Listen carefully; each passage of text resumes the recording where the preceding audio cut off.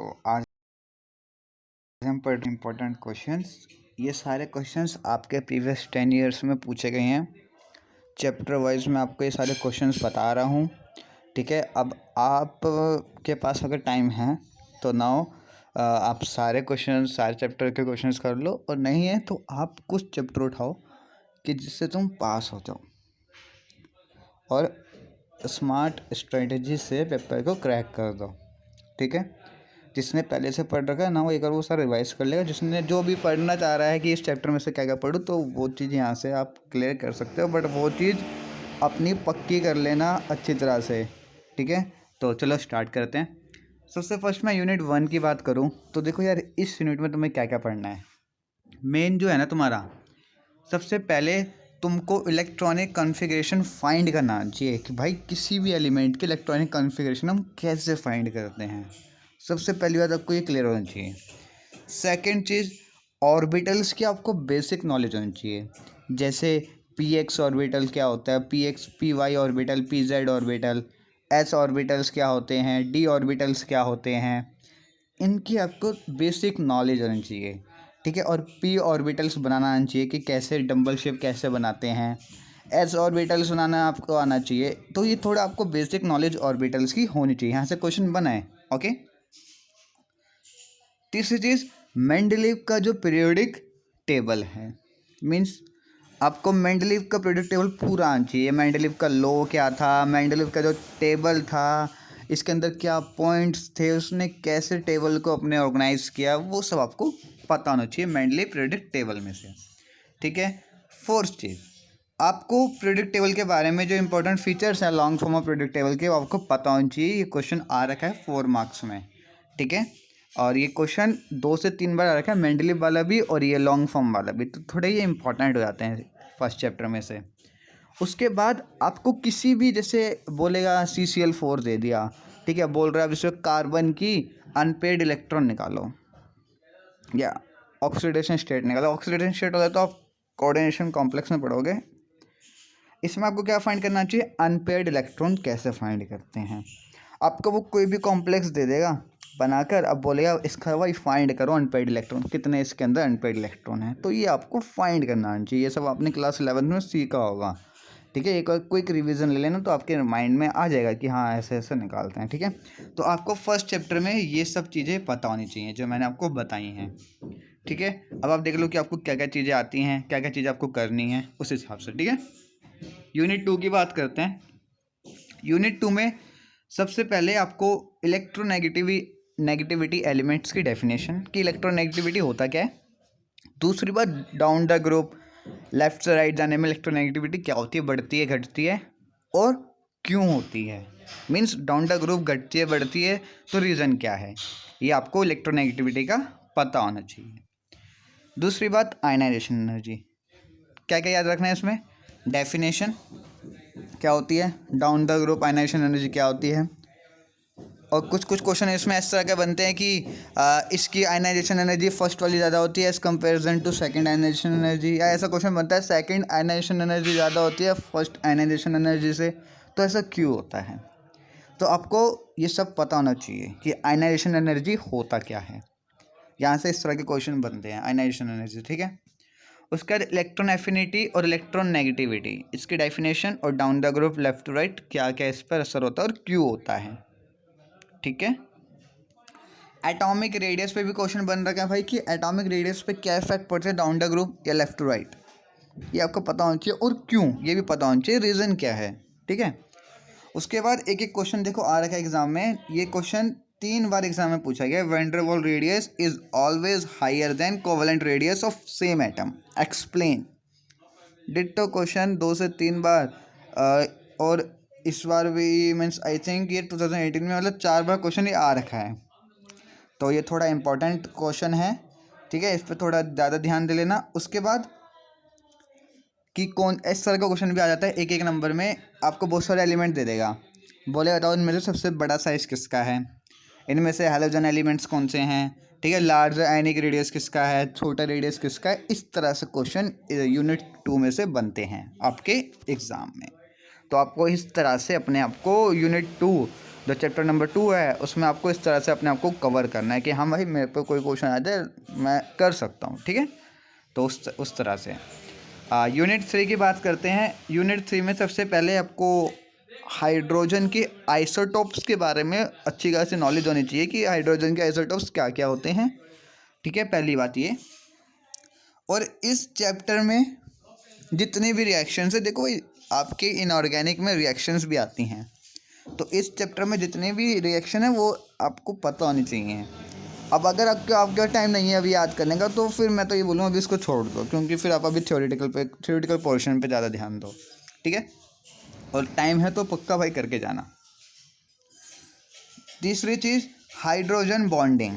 जो hydrogen bonding होती है इसकी प्रॉपर्टी क्या होती है, ठीक है। इसके कुछ एक्सेप्शन भी होते होंगे, है ना, तो वो सब वहाँ से क्वेश्चन क्रिएट होता है एग्ज़ाम में। तो वो सब आपको, अगर आप हाइड्रोजन की प्रॉपर्टीज़ पढ़ लोगे ना तो आपको वो सारे आप क्वेश्चन कर दोगे। और इसके ना पिछले 10 साल्स के जो मीन्स प्रीवियस 10 ईयर्स के जितने भी आपके क्वेश्चंस हैं उस सब की PDF मैंने टेलीग्राम ग्रुप पर दे दी है, तो वहाँ से आप देखना, चेक करना। मैं जैसा ऐसा आपको बता रहा हूँ इस तरह के क्वेश्चंस आपको वहाँ पूछे गए हैं, तो आपको थोड़ा फ़ायदा मिलेगा कि प्रीवियस ईयर में किस तरह के क्वेश्चन पूछे जा रहे हैं, ठीक है।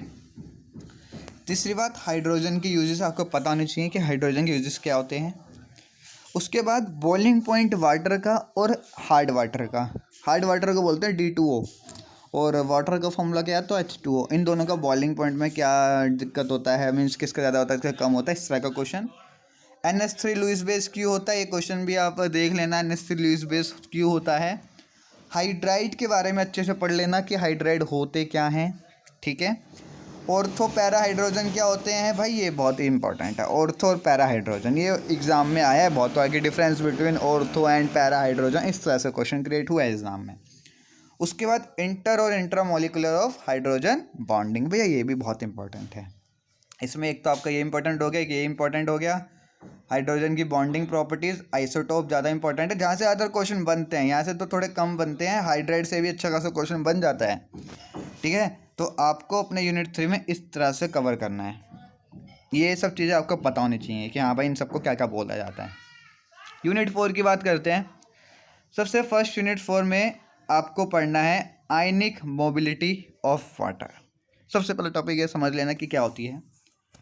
उसके बाद रिड्यूसिंग एजेंट का काम, मतलब left to right down the group क्या होता है, रिड्यूसिंग एजेंट कैसे, डेफिनेशन क्या होती है, इम्पैक्ट क्या पड़ता है left to right down the group आने में, ठीक है। उसके बाद कौन सा अल्कली मेटल फॉर्म करता है ज़्यादा, means largest and number and most suitable complex, इसका आपको आंसर लिखना और एक्सप्लेन भी करना कि क्यों करता है, ठीक है। ये वाला क्वेश्चन बहुत बार आया भाई एग्जाम में कि अल्कली अर्थ मेटल, ये जो आपके अल्कली मेटल होते हैं, अर्थ सॉरी अर्थ बोल रहे हैं, अल्कली मेटल जो होते हैं ये ज़्यादा कॉम्प्लेक्स कंपाउंड क्यों फॉर्म करते हैं, ये बहुत बार क्वेश्चन बना हुआ है एग्जाम में, तो ये इंपॉर्टेंट है।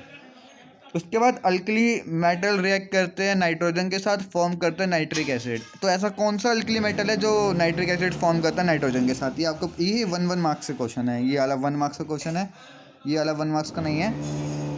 उसके बाद पुअर कॉम्प्लेक्सिंग एजेंट क्या होता है ये आपको पता होना चाहिए, डेफिनेशन पता होनी चाहिए कि क्या होता है ये पुअर कॉम्प्लेक्सिंग एजेंट होते क्या हैं, ये पता होना चाहिए आपको।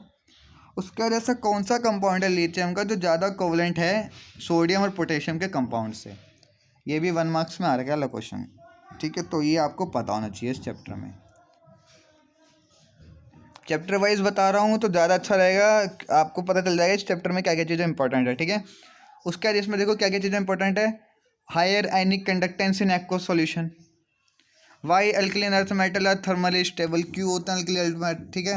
Y alkali metal in liquid NH3 act as a reducing agent.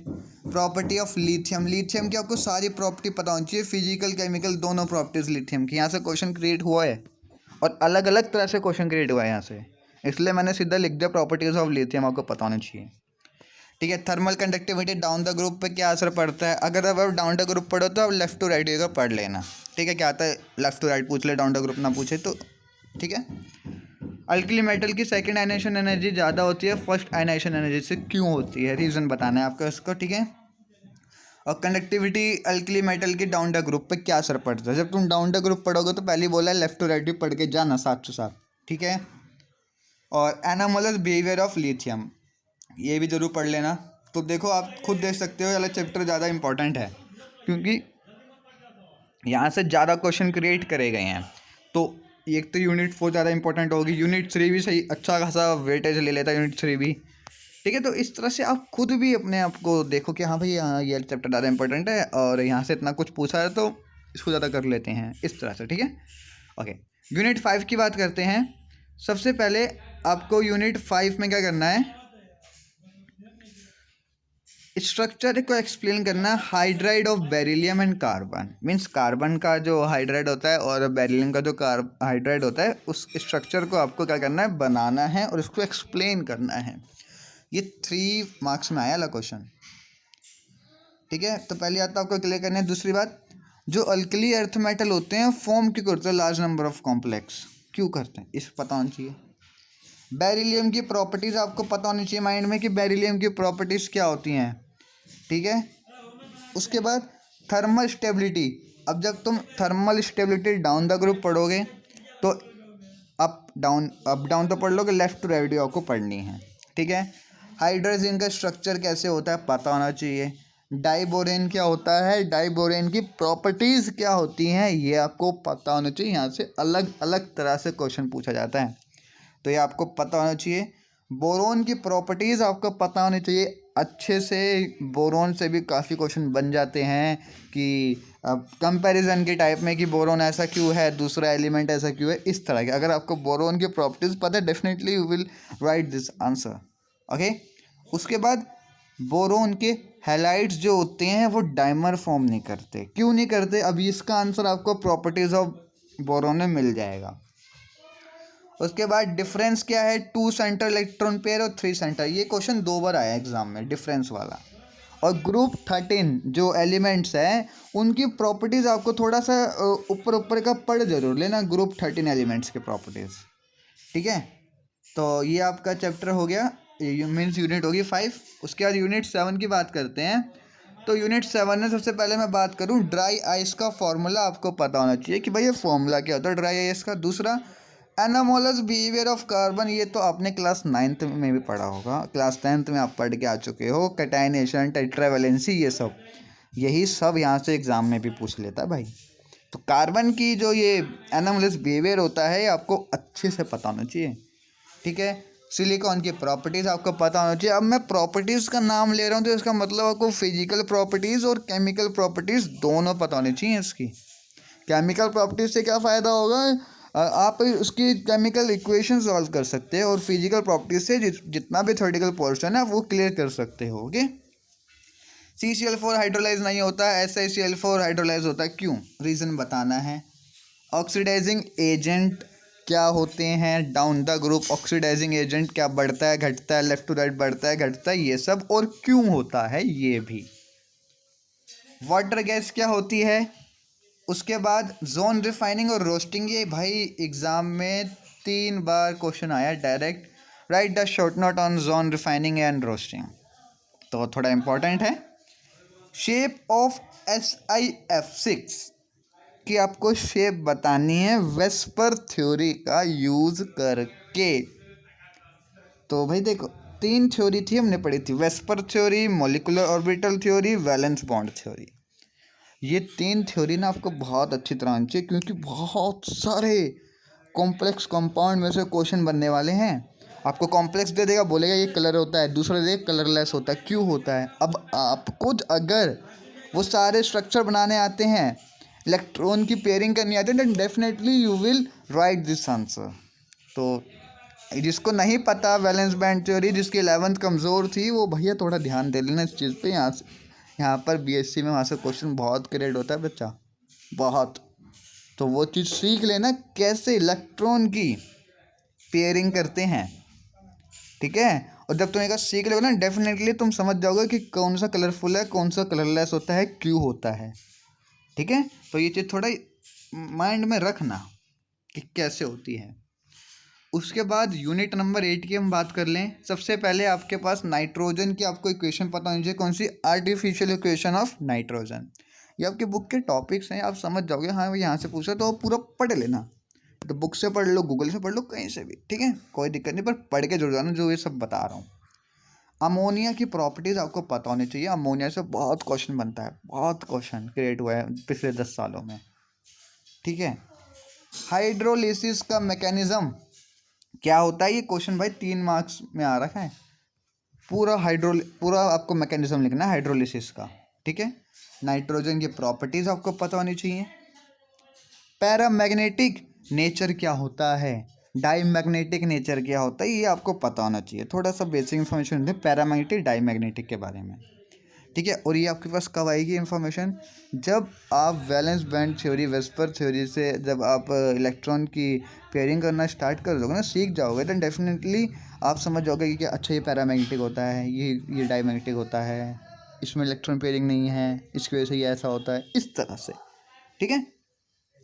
Phosphorus की प्रॉपर्टीज़ आपको पता होनी चाहिए भाई, क्योंकि यहाँ से कंपैरिजन बनता है कि फॉस्फोरस ऐसा करता है तो भाई बोरोन ऐसा क्यों नहीं करता। अब आपको प्रॉपर्टीज़ पता है, definitely you will write this answer, okay ये ऐसे नहीं ऐसे करता है, ठीक है। तो इसलिए थोड़ा प्रॉपर्टीज़ मैं आपको सबकी नहीं बोल रहा, जो बोल रहा हूँ वो जरूर करके जाना पर, ठीक है। ओस्टवाल्ड प्रोसेस क्या होता है, हाइड्राजीन क्या होता है और ये कैसे प्रिपेयर होता है, फॉस्फेट फर्टिलाइज़र क्या होता है, व्हाट इज़ फॉस्फेट फर्टिलाइज़र, ये चीज़ आपको पता होनी चाहिए इसमें, इस चैप्टर में, ठीक है।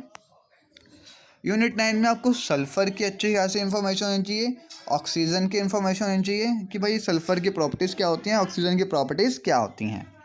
उसके बाद अब इस तरह के क्वेश्चन बनते हैं चैप्टर में से, आपको बहुत सारे एलिमेंट दे देगा, बोलेगा कौन ज़्यादा थर्मली स्टेबल है, ठीक है, कौन ज़्यादा लीस्ट एसिडिक है, बॉइलिंग पॉइंट किसका ज़्यादा है, किसका कम है, इस तरह के क्वेश्चन यहाँ से बनते हैं। तो आप एक बार ट्रेंड जरूर याद कर लेना कि down the graph left to right क्या होता है, ठीक है।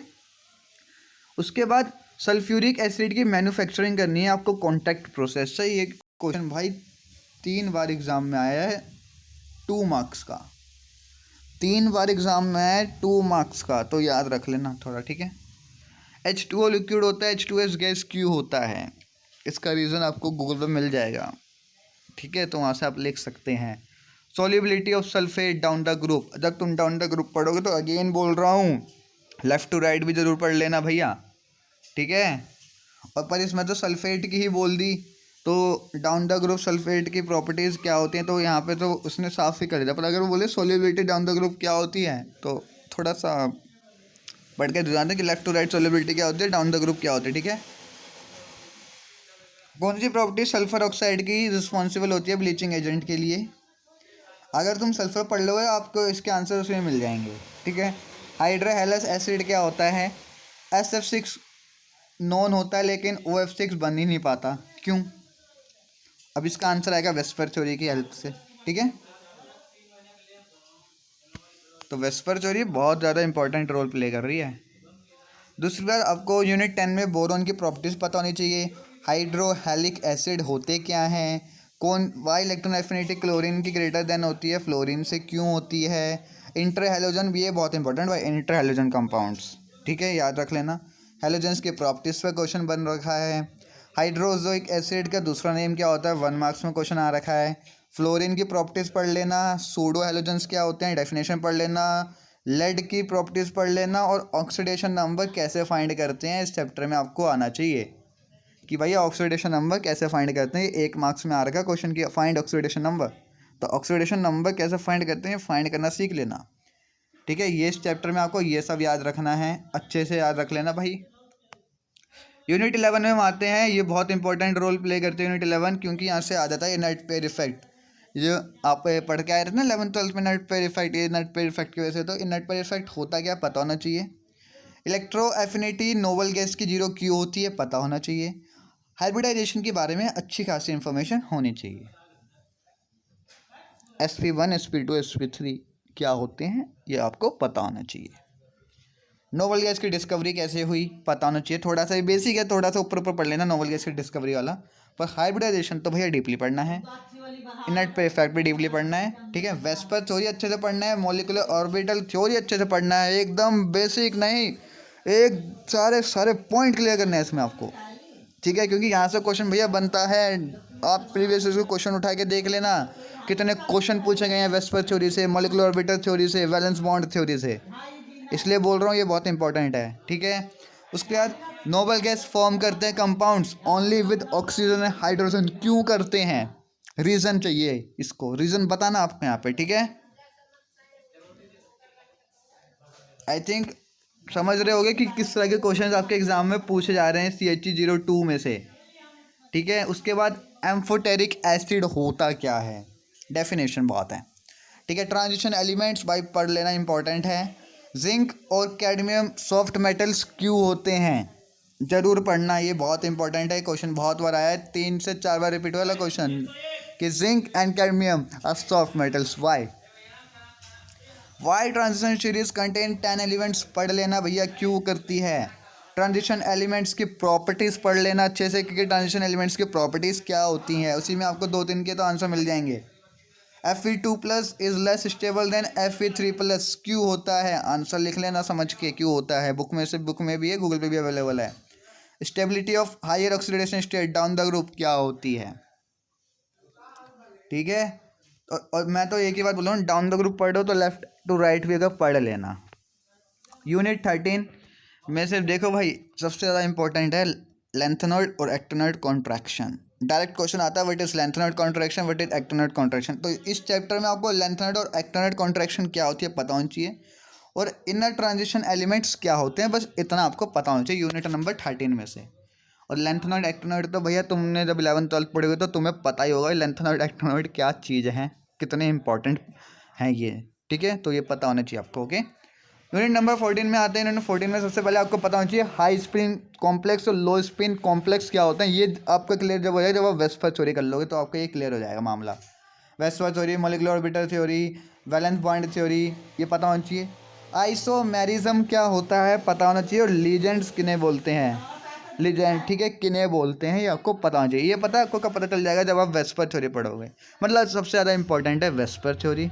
वेस्पर थ्योरी सीख लो, मॉलिक्यूलर ऑर्बिटल थ्योरी सीख लो और वीबीटी सीख लो, तो आप बहुत क्वेश्चन सॉल्व कर सकते हो, बहुत सारे क्वेश्चंस। और यहाँ से क्वेश्चन पता कैसे बनेंगे, बोलेगा कि ये कॉम्प्लेक्स दे दिया, ये कलरफुल है, दूसरा दे दिया कलरलेस है, क्यों। अब आपको इसका आंसर पता है, वेस्पर थ्योरी के अकॉर्डिंग देना पड़ेगा, ठीक है, ओके। यूनिट नंबर 15 में हम बात कर लेते हैं, आ जाते हैं आइसोलेशन और प्यूरिफिकेशन मेटल्स की कैसे होती है पता होना चाहिए। वैन आर्कल प्रोसेस क्या होता है पता होना चाहिए। मोन्ड प्रोसेस, रिफाइनिंग ऑफ निकल पता होना चाहिए, Ni मीन्स निकल है। पायरोमेटलर्जी की डेफिनेशन याद होनी चाहिए। एलिफैम डायग्राम पता होना चाहिए। इंडस्ट्रियल कंपाउंड्स पता होना चाहिए। कोल्ड कंबशन क्या होता है। फोर्थ फ्लोटेशन प्रोसेस क्या होता है, और extraction of copper from copper pyrite, ये पता होना चाहिए। तो ये थे तुम्हारे CH02 के सारे चैप्टर्स के इम्पोर्टेंट टॉपिक्स जहाँ से क्वेश्चन बने हैं, मैंने आपको अच्छे से बता दिए हैं। अब आप देखो आपको कितने चैप्टर करने हैं, क्या क्या चीज़ें अच्छे से करनी है, जिसको सारा करना है सारा कर ले, इंपॉर्टेंट चीज़ें पढ़ ले अच्छे से, उसको दिमाग में बिठा ले। और एक चीज़ बोलूँगा, valence band theory, VSEPR theory, molecular orbital theory तो भैया आनी चाहिए। इलेक्ट्रॉनिक कॉन्फ़िगरेशन निकालने आनी चाहिए, कोऑर्डिनेशन नंबर फाइंड करना आना चाहिए, ऑक्सीडेशन नंबर फाइंड करना आना चाहिए। और रिएक्शंस अगर आपसे याद होते तो अच्छी बात है, नहीं तो कोई दिक्कत नहीं। अगर आप अपना थ्योरेटिकल पार्ट स्ट्रॉन्ग कर लेते हो, definitely you will pass in this exam, ठीक है। और अगर ये वीडियो अच्छी लगे तो अपने दोस्तों को भी शेयर कर दो और चैनल को थोड़ा सब्सक्राइब कर देना, ठीक है। तो चलो मिलते हैं इसकी अगली वीडियो में, गुड बाय।